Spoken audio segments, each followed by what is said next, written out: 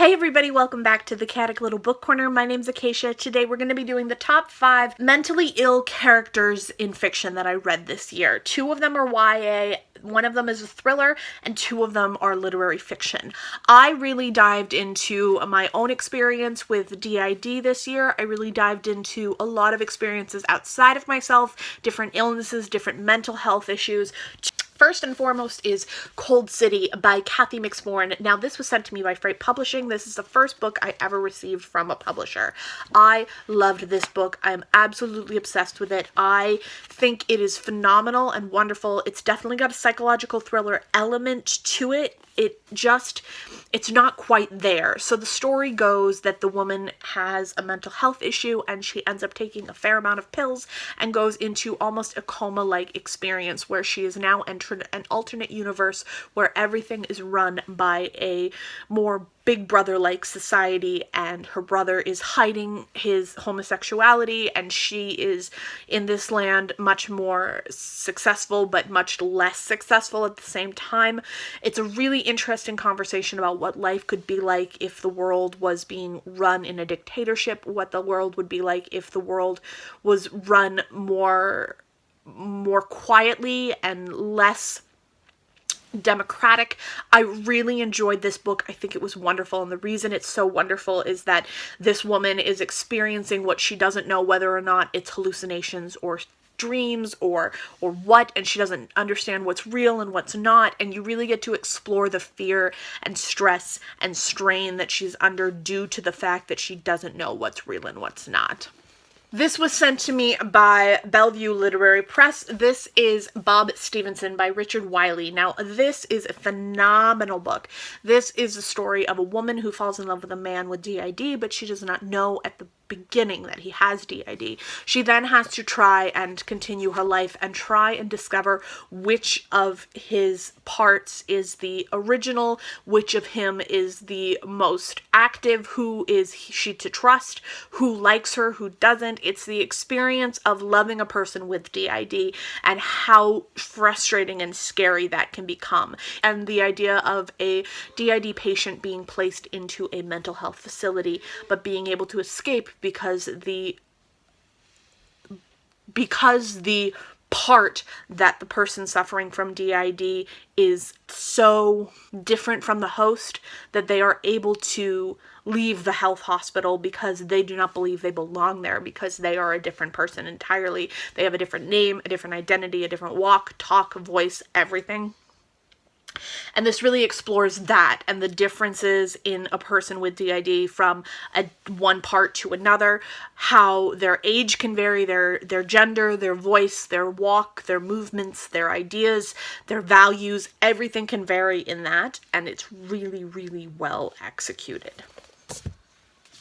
Next, we have Made You Up. This is by Francesca Zeppia. This is a story of a young girl who's a teenager suffering from schizophrenia, and you get to kind of dive into her world and see her life where she falls in love with a man, but she has to try and figure out what's real about him, what's not. Is he real? Is her life real? She has a camera that she carries around with her taking photos to make sure that she can see the hallucination, if it's there or not.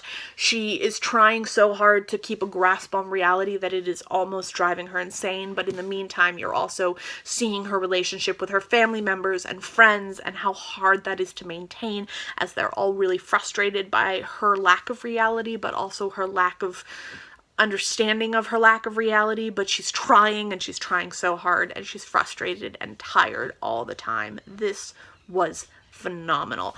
I really loved it. It's almost Wes Anderson-like. The way it's written, the characters are quirky and different and interesting, but still you have to understand that it's a very real illness, and it's demonstrated very well in this book. Again, schizophrenia. This is Alice and the Fly. This is by James Rice. This is a story of a young boy who suffers from schizophrenia, and he has a severe obsession with a young girl who he falls in love with, and he ends up trying to help her.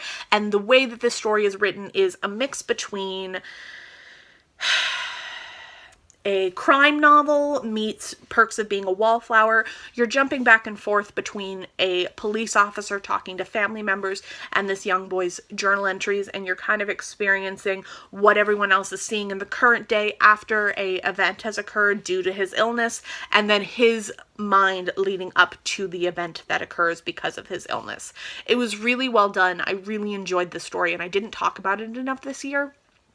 I found that it was one of those stories that grasped me, but I couldn't keep reading because it was too hard. It was too exhausting, and it felt too real to me. So that is a great indication of an honest depiction for me.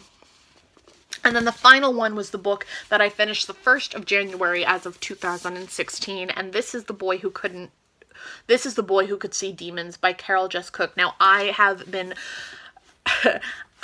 I went out and I purchased a copy after my copy was damaged, and then it turned out that the copy that I purchased was the American edition and the UK edition has a different ending. I really, really did not like I think it's the US. I did not like the US edition's ending. It was really, really easy. It was an easy out to something really deep. And the UK edition is a much more well-crafted, well-honed exploration of the psyche of a human after loss and grief. This is wonderful and stunning and amazing. It's about a woman who is trying to help a young boy who is suffering from the visions of demons, and she thinks he has the same illness as her child who has died from that illness, which would have been early onset schizophrenia. And she is trying to help this little boy, but at every turn she is being blocked and things are getting harder, and this little boy is getting stranger and having more